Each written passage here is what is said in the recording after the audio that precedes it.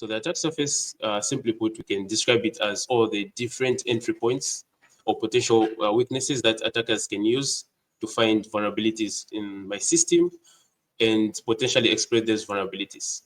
And so it is very important for us to know our attack surface, because if we have assets that we are not aware of, it is very easy for those attackers to then exploit any vulnerabilities that exist in those assets without our knowledge. Okay, and so if I can zoom in here just to show you the assets that we have here, we have different assets. We have IPs, we have subdomains, we also have coordinates and certificates. So this indeed gives us a general overview of our attack surface, which are the assets that we own and potentially own.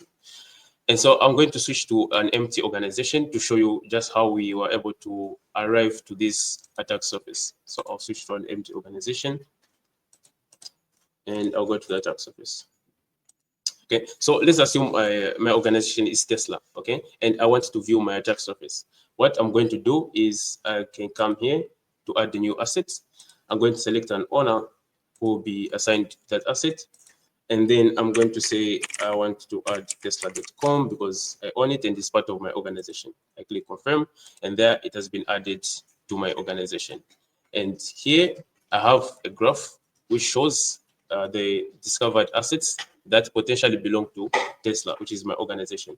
And I can see here in the table of discovered assets, all the assets that potentially belong to my organization. So that's the first phase. And now comes the second phase, which is since we have all these discovered assets, we now have to come and then decide whether they actually belong to Tesla, which is again the organization, or not. How do you do that? Let's take this IP for instance. Okay, let's take a random IP, and we can copy it. Now we have to look up the whois information to see if it belongs to Tesla or not. So how we can do that? Let's say we can look up the whois information, and if we check, that IP belongs to Microsoft.